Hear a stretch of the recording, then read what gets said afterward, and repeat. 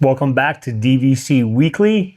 My name is Jason Erpelding. I'm the broker of Buy and Sell DVC. I'm here with Scott Ferrioli. I'm the owner of DVC-Rental.com and Buy and Sell DVC.com. And this is episode 214. You might want to book it. I think Scott has some important news today.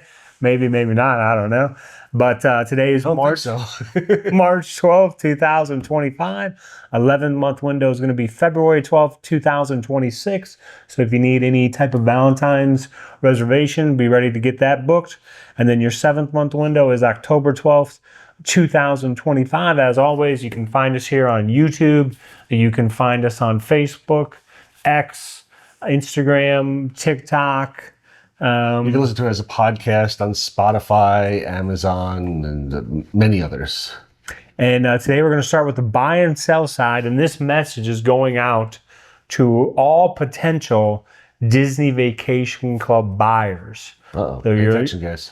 This is the time of year when a lot of new people are looking to get into DVC, and a lot of buyers do a lot of research on their purchase and a lot of research on the market and prices. And I just have one warning. The warning is, do not get caught up in trying to beat or match what you think another buyer obtained a property for. For example, you might see someone on the ROFR thread, that's a ROFR thread, claim they got a property for such and such a point. Some buyers get consumed with duplicating that deal and then never actually get their own ownership. So you have to understand that, first of all, each property is unique. It's not, not everybody's buying, this pen, and it's this pen and it's 12 days of use and it's exactly the same. You have deeds that are 50-point deeds. You have deeds that are 300-point deeds. You have deeds with banked points from 2024. You have deeds with no points until 2026. And then, of course, every seller is different. Some sellers are looking, they want to get it sold in 5 to 7 days. Maybe they take slightly less than someone else. Someone else may have a mortgage, and if they don't get it sold for a certain price, they're just going to keep it. They're going to keep maybe renting out points with DVC-Rental.com. Remember the dash to save the cash. So there's so many different factors that you don't want to try and duplicate someone else's purchase. And like I say, that it consumes you, that you avoid getting your own membership. I'll also add to that a lot of times on those threads, the people, they're only posting the absolute lowest when they think they've got the greatest deal. And some of them could be exaggerating a little bit as well, just to look like they got such an amazing deal on it. But you're not, when you sit there and say, oh, so this guy picked up Saratoga Springs at, I'm making this up completely, $78 a point, maybe somehow he slipped through at $78 a point, where the average and everything else is going for is 90 something, and that's what everybody's paying. But this one guy got 78, and then you're gonna sit there and just focus on that.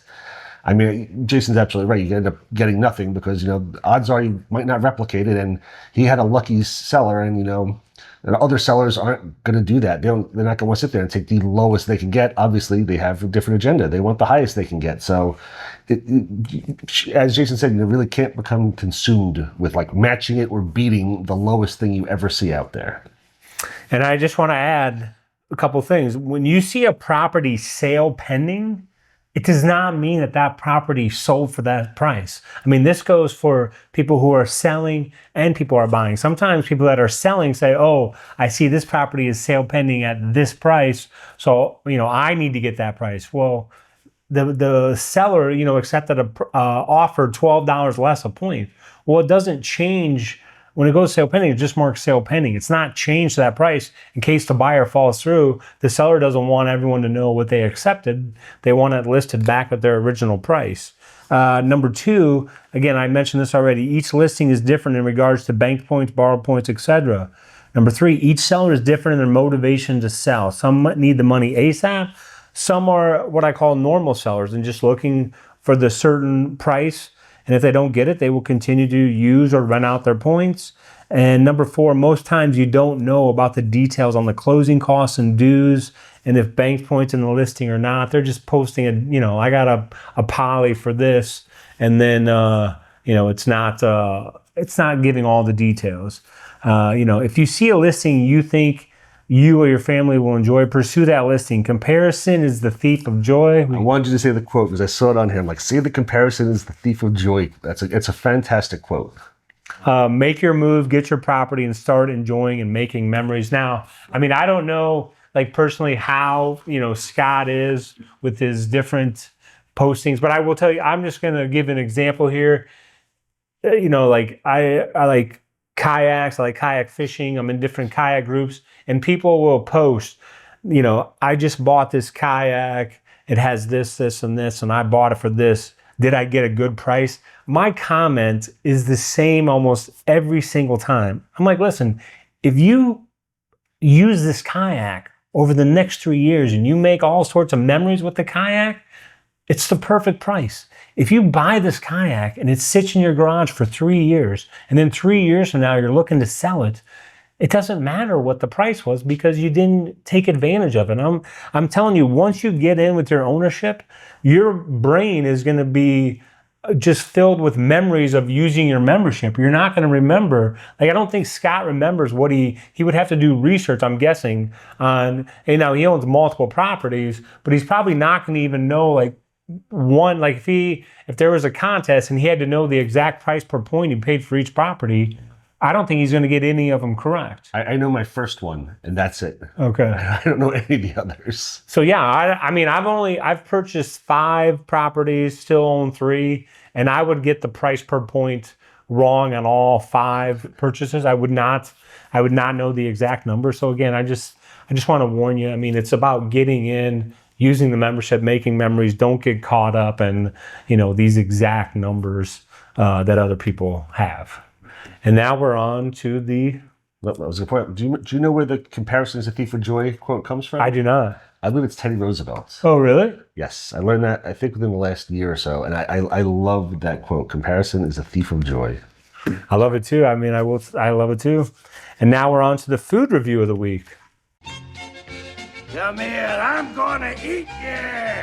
Get in my belly! So for today's food review, I had one night at Magic Kingdom, and I decided I wanted to check out a restaurant that I haven't gone to in many years. My oldest is 17. The last time we went there, he was like 1.5, and it was a character dinner, and the characters came up from behind him and scared the heck out of him, and he was screaming and shaking, and we had to get the heck out of there before they even served dinner. This is Liberty Tree Tavern, again at Magic Kingdom.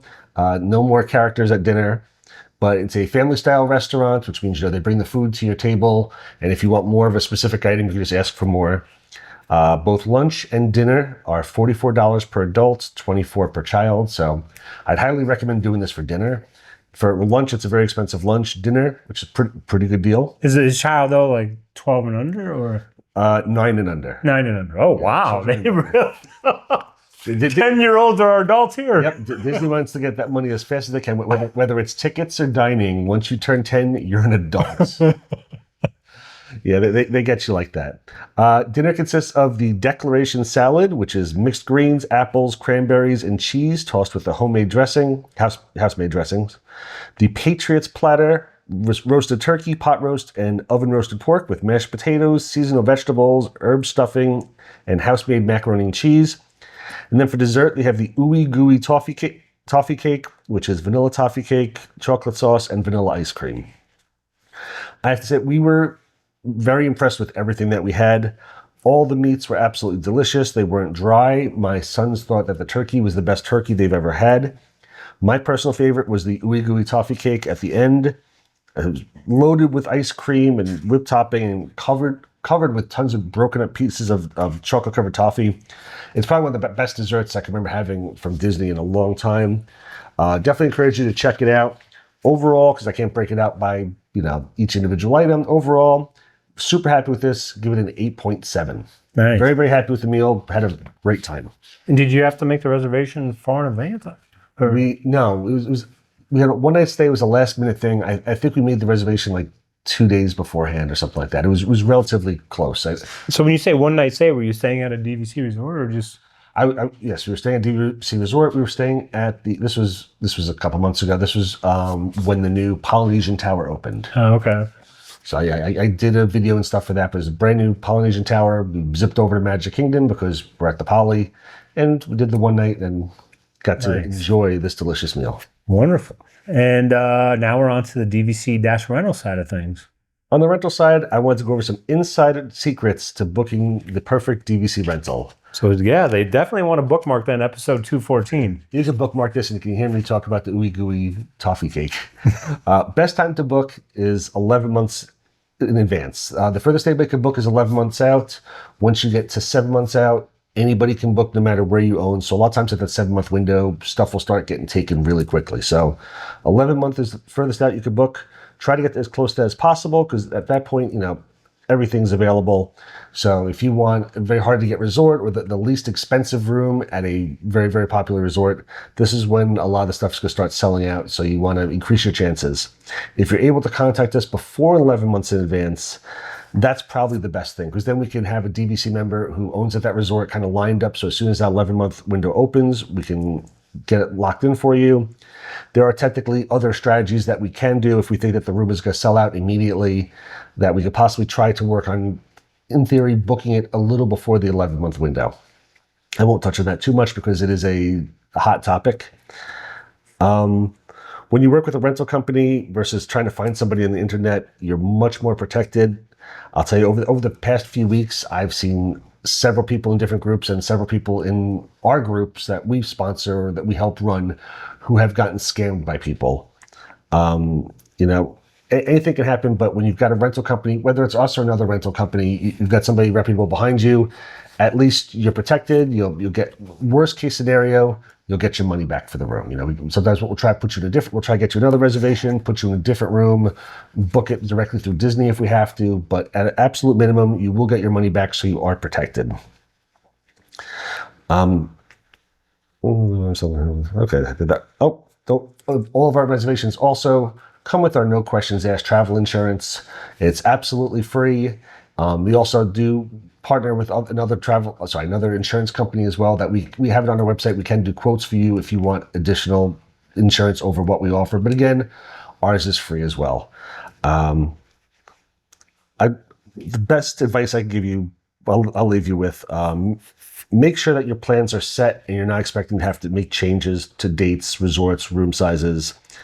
You know, make sure nobody else is going to want to join you on your trip because it's a lot tougher with DVC rooms to make changes to stuff. You know, if you book a room at Wilderness Lodge, Boulder Ridge or Copper Creek, and you're in a studio and all of a sudden you say you want to go into a 1-bedroom, it can be a huge problem because that DVC member might not have enough points to do it, and we've paid that DVC member for you already. So make sure you know exactly what you want before you book anything. And also make sure that you know if there are any special events going on that are going to be over your time, whether it's something that you want to participate in that you have to sign up for in advance, or possibly it's a week that you want to avoid because of possible overcrowding. So plan far in advance, do your research, know who wants to go, know what resorts you want, and make sure that, you know, the week that you book, the 5 nights that you book, whatever it is, that's when you want to go. And there's not going to be problems later on down the line because, you know, we never want to see anybody lose any money if they've got to cancel or if they've got to switch stuff around. So plan in advance and you'll have a great trip. And I just want to add, I mean, for those people who have never rented from DVC rental before, never rented points before, I mean, really, it's kind of like, you know, there's a gap in the mountain, if you will, and they have all these doubts, like, what if this happens? What if this happens? I don't know what to do this. I don't know what to do this, and all these things. But then once someone's rented one time, it's like that gap just immediately closes. You know, they realize that it's, you know, they're saving money. It's easy. You know, there's no problems. And then that person now, again, the gap closes. So if they want to keep doing it every year, fine. If they're one of those people that comes, you know, once every 4 years, well, then they just come right back, circle back and say, okay, let's book it again. So if you can, you know, get over your fears and you close that gap one time, and then, you know, you'll see, I mean, and you may end up, of course, becoming a member itself. but it's the first time. Yeah, there's a lot of unknown at first. A lot of the what ifs. I'm nervous. I don't know this company. But truthfully, I'd say I don't know numbers, but a large amount of the people who are booking their vacations with us, I think, are repeat customers. Yeah, I mean, there's a lot who come back year after year, or as you said, once every 4 years, or we have some renters who literally are here every couple months with us. So there's a lot of people that once they rent points, you don't want to go back to Disney just because they see what type of savings that you do get.